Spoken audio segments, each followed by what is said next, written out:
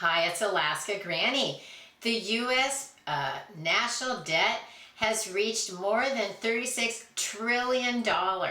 Now, while that may seem like a phenomenal amount that we can't even comprehend, it also trickles down to we personally might be in debt. We might have too many bills. We might have a hard time crunching those numbers and keeping our budget in line. So here are some tips on how you can cut costs, save money, and get your personal finances in order. Even if you can't actually have any effect on the national debt, that's to be done by the politicians and all of that. So we might be concerned with it, but we really can't affect it. And so what we want to do as preppers is prepare for the things we can manage. And that would be what goes on in our house rather than the White House. So there are some things you can do. And the first thing is, when you go grocery shopping and you buy food, plan how you're going to use that food. It shouldn't be getting thrown away. At the end of the week, you shouldn't have a half a loaf of bread that's left and you just pitch it out. Turn it into sandwiches, make it into French toast, make some toast with peanut butter, put it in the freezer. And then if you've had things you put in the freezer and that are languishing in there, get them out and use them. You've already spent those dollars. Make every grocery dollar count. Get the full value out of your food. That's the same thing with the other products that you buy, especially ladies. We buy shampoos, lotions, makeup, and then we maybe aren't completely thrilled with it, or we become enamored with something else. What you need to do is be strict with yourself. I need to actually use up these products before I either buy another one or open another one that I have in my stash. That's something that if you really think about it, you probably have a lot of half-used tubes and things. Use them up. If it's a shampoo you don't like anymore, use it for bubble bath. Put it on a sponge and use it to clean out your bathtub. Give your dog a bath. There are still ways to use up things that even though you're not that fond of, take that old conditioner you don't like, use it to shave your legs. Do you see what I'm talking about? Use things up before you open up another one so that you're not wasting your money. Same with your clothes. You probably don't need more clothes. You probably still have plenty. And something that I do is I go into my closet and I take all the hangers and I turn them around. So instead of they're all on the rod this way, I turn them this way. Then when I wear something, it gets hung back up and the hanger gets turned back around. And then I try to put it at the back of all the clothes I haven't worn yet, so then you can see immediately when you look in your closet. Every hanger that's still going backwards are clothes that you're not wearing. Take them out and wear them. And that's what my theory is. I either have to wear it or get rid of it because it's taking up space that's not being useful. And sometimes you can take them out and you say, I didn't even really remember I had that. Look for something new to wear it with so that you have a different kind of an outfit. And then if you don't really want it anymore, get rid of it, donate it, give it to a friend. And if it's stained or torn or isn't any good anymore, then you need to absolutely get rid of it. Go through all of your clothes that way, even the ones in your drawers. Socks and undies, if they have holes, get rid of them. Don't just toss them in the bottom and the back. Make sure that the things that you have that you're actually utilizing and that they're useful to you and that you're using all of the things that you own. Another thing to think about, after you wash your clothes, a lot of times they go in the dryer. Well, you need to be cleaning out that lint trap, and maybe you want to get a long lint brush that you stick it, you pull out the lint trap and you shove this all the way down in the dryer and pull it out. You'd be shocked at all the little bits of lint that come out that just didn't get captured by that lint trap. And you want to make sure that you get all of that lint out of there because for one thing, it costs extra money to run your dryer when it's full of lint, and it also can cause a fire hazard, and that's going to cost you a ton of money if you have a fire in your home. So spend a few dollars on a dryer lint brush and get that out of there and help your save money on your electricity and protect your home at the same time. Summer's coming, you can hang your clothes outside to dry, but even in the winter, you can hang them inside. Look at the things, maybe toss them in the dryer for a few minutes, then hang them up, and you will find that you'll save a lot of money on your electricity that way. And I think clothes actually look better when I have hung them when they're still damp, because then they finish drying in shape, rather than they're completely dried in the dryer and they're in there getting wrinkled up before you get around to hanging them up. Turn off lights. I know I heard that since practically I could speak English. I was told to turn off lights. And that's something that, did you realize that incandescent bulbs, which are the older ones, actually heat up? And so if you are using the old type of incandescent bulbs, in the summer they're actually heating up your space, and you don't want that. So that's one reason that you might want to use the newer kind of bulbs. It's also a good idea to think about opening and closing your shades and blinds. In the wintertime, you want to make sure that you close all those blinds and shades at night to keep the heat in your home. But in the summertime, you want to close those during the day, because the bright sun shining in is what heats up your home. You get that solar effect. You're solar cooking your house when you leave the sun to shine brightly in.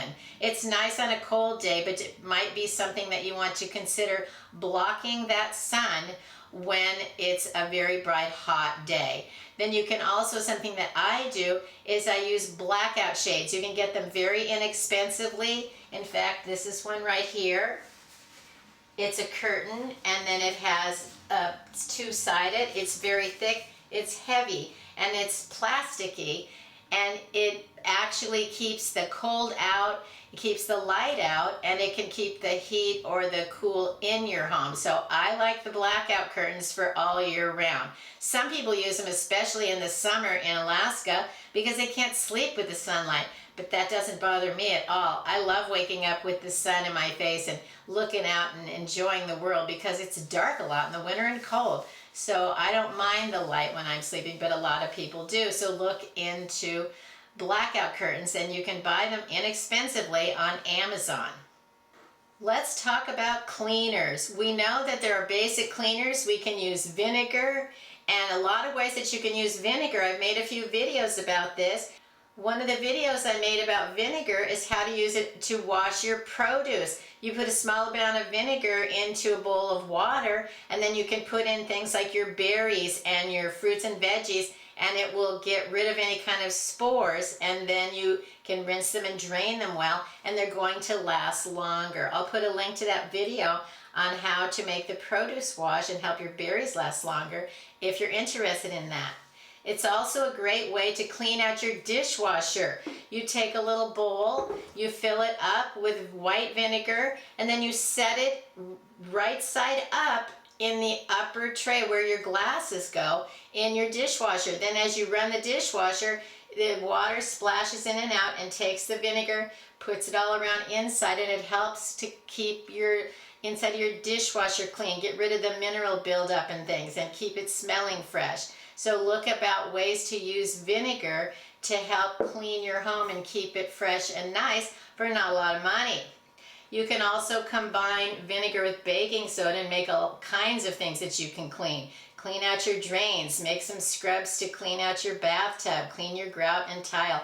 There's a lot of different ways to use baking soda and vinegar. You don't have to buy expensive chemical components and products at the store that cost a lot of money. You can find ways to use baking soda and vinegar to clean most things naturally.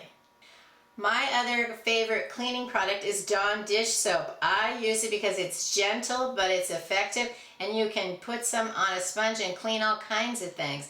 And so I like this. And something to know, if you ever get a clog in your toilet, a lot of times it's because there's a lot of fat in food, and you know what goes in must go out. So sometimes if your toilet seems a little bit clogged after you've flushed it, put about 1/4 cup of Dawn dish soap down into the bowl and let it seep down in there for maybe 15 or 20 minutes, and then it sometimes can go down and unclog that greasy mess, and then it'll flush that right away. So there's a lot of different ways that you can use Dawn, and that's just a good thing to know if you didn't know that one.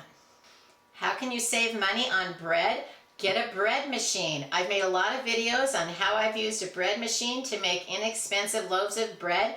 It's about a quarter of the cost of a loaf of bread where I live, and I have an Oster bread machine, and I recently found this one at a thrift store for only $12, so I had to pick it up, and I'm going to pass it on to my daughter. And this one still has the booklet, and one thing to know that I have read, that whenever you're trying a new bread machine, you should find their basic white bread a recipe and check that out when you're making the bread in the bread machine, because they have used, food scientists have developed recipes that fit this machine, and then you can start fiddling with them yourself. The one that I use in my Oster bread machine works great. I even put it with powdered butter and powdered milk so it can come right out of the pantry, and then store your yeast in the freezer and it can last for a long time, and then you can easily just add the water, the salt, whatever it is. You put the wet ingredients in first, then you top it with the dry ingredients. You make a little well with your finger, add your yeast on top, turn it on, and you've got fresh bread in just maybe 2 hours. It's great. This one is nice because it came with the nice square, came with the square loaf pan, but this one also came with 2 of the paddles. So if you ever lost one, there's a spare, which is great because the bread machine doesn't work without this little stirring paddle. So whenever you see one at a thrift store, pull out the pan, make sure it's not dirty down below. Make sure that bread pan snaps into place. Then you just spray a little bit of cooking spray on the paddle so that it doesn't stick to the turning mechanism when you're preparing your bread. So then when you want to pull it out, it's not stuck on the paddle. The pan will come out. And then you just put that down in there. Add your wet ingredients, add your dry ingredients, put on your yeast, close the lid and set it. These are simple, and who doesn't love the smell and flavor of fresh bread? So I recommend, as a way to save money, is to find a bread machine. And if you have one, maybe you got it as a wedding gift a long time ago and it's still in your cabinet. Get it out and check it out. Or look for them inexpensively at thrift stores, because I found 2 of them now that were practically brand new and still had all of the directions with them, so there wasn't any question on how it's going to work. Make sure you hang on to that, but yeah, check it out. Homemade bread is delicious, and it doesn't have to be a lot of work. We know as preppers we're always trying to stockpile food and make sure that we have enough going forward, but some of the things we might think about is how can we add to that stockpile for not a lot of money. And summer's coming. You can pick up some inexpensive seeds, even at Dollar Tree if you have one near you, and you can plant some things in the garden. You can provide some of that food for yourself. Then maybe you want to get a dehydrator and dehydrate some of that food. I've made a lot of videos about that because I have a dehydrator. It works great. Then you have dried the freshest foods. You can put them away in your pantry. They're going to take up hardly any room and be able to be added into your recipes, and they can last for several years that way. If you don't have a garden, you can still take up something like sprouting. You just get a mason canning type jar and a sprouting lid, and then you just put in your seeds, fill it up with water. There's a procedure. I made a video about how to sprout, and then you just pour it off, rinse them a few times, and then you stand it up on an angle, and then you rinse it every couple days, or you rinse it every day or something, and then the sprouts will start to grow in the jar, and then you can add them into your sandwiches, your wraps, your salads, and you have some fresh food that you grew yourself. If you've loaded up on rice and beans, it's important that we understand how to cook those dried beans. You can't just save them for 50 years and hope you die before you need them. You want to know how to use them. And it's an economical way to provide extra protein and food for your family. Each 1 pound bag of beans is equal to about 3.5 cans of beans. So you can see if you start cooking with dried beans, you can save a lot of money on food. And they're simple. First, you rinse your beans, pick them through them, make sure there's nothing that's a rock or rotten looking, and then you can put them in a crock pot, fill it with water, maybe add some spices. I've made several videos on how to cook beans in the crock pot. Plug in your crock pot and it's cooking for you. You just need time. Almost every kind of beans can be cooked from dry in the crock pot without any soaking or anything like that, except for red kidney beans. You have to be very careful with red kidney beans. There's a component in them that could actually be toxic. So be careful with the red beans. You need to make sure they're cooked completely, or say soak them or boil them first. But all the other beans, you can just put them right into your crock pot, plug it in, maybe start cooking in your bread machine too. And then these machines are working for you. I love it.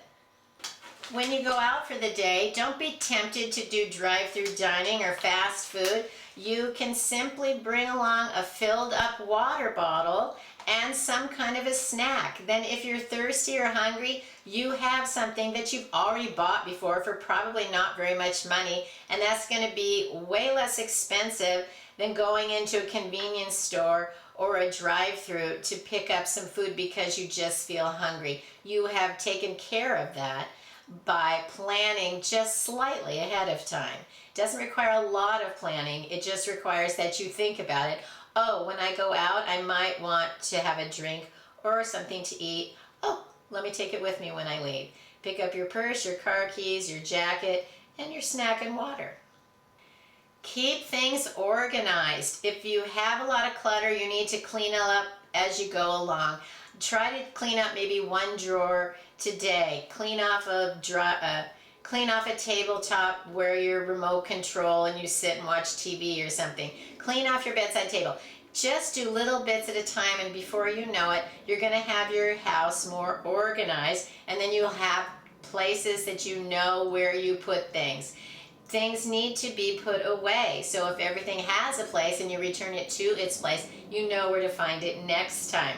So then you don't have to worry about where are the scissors, where's the tape, where is the glue, where are these whatever things that I need. So then you don't end up rebuying them because you don't know where they are in your home. If you have debt, pay it off. That is a huge way to have more money because you're not then paying interest on things you already spent. The whole secret to interest is you're supposed to be earning it, not spending it. So don't be spending it on a credit card. Get some extra money, put it in the bank, earn interest so that your money grows as it's coming in rather than as it's going out. Then you might want to think about all of the data breaches that we've had. I know I personally have been contacted several times that my data may have been compromised by different banks or employers or the Department of Motor Vehicles. Those data banks have been breached, and so I have called into all of the 3 credit bureaus, which are Equifax, Experian, and TransUnion, and they can put a freeze on your account. You can also put a once a year, you can say, I would like you to put a fraud alert on there so that nobody can try to open up credit cards in your name. So let me just hold this paper up here. See if you can see the 3 different credit bureaus, and you can go online and report these. You can call them up, you can write them a letter, and then you can get once a year, I think, you can get a free copy of your credit report. Make sure there's nothing a mistake on there. You can also ask them to freeze your credit so no new credit can be opened up in your name. Then if you decide you want to, say, get an auto loan, you can contact them and unfreeze your credit yourself so that you can then apply for something and then you can freeze it up again. And that can really help protect your identity. And if you've ever received any kind of information that said your data has been breached, we're offering you free credit protection. Make sure that you sign up for it. You've already been warned that your information is out there. You don't want to have a problem, and you also don't want to have to pay for it. These services are offered free in all kinds of situations. So check if anything has ever been sent to you, and then make sure you contact and get that free credit protection set up so that the credit remains in your name and you don't have fraud on your account. Then also always be checking that nothing is going on your credit card. I noticed in the last year there have been several attempts at people fraudulently charging on my card, and so all you have to do then is contact your card holder services, and then they can take care of that for you. But you need to pay attention right away. And what I noticed one time was they made a small charge to see if anybody was paying attention, and I did call up and say, this is fraud, I don't know what it is. And then a few days later, boom, there were 12 of them from that same place. And I called the bank and I said, how is this even possible when I just told you this was fraud on my account? So they did take it all off, but you need to make sure that you pay attention right away, because it was hundreds of dollars put on my card that if I wasn't paying attention, I might have had to pay that. So you don't want to have to pay things that aren't yours. You want to shut down those criminals and protect yourself. So when you think about it, our country is over $36 trillion in debt. When you think about it, it's hard to imagine a million, a billion, a trillion. It just becomes so big, we can't even fathom how that could happen, let alone how we'll ever pay it off. But while we can't figure that out, we can figure out how to make ourselves have a better situation economically. We can make a budget, we can watch our spending, and we can figure out how we can save a few dollars, build up an emergency fund, get out of debt, and then have the prepping supplies we need so that every day can go along as smooth as possible. These are just a few ways that you can cut costs and save money. You probably have a lot more suggestions. Leave it in the comments below, because it's always interesting when we read the comments and we can learn from each other. There's a lot to know. We can't know everything on our own, but we can share that information within the prepping community. I hope you'll like my video, share it. Please subscribe to the Alaska Granny channel.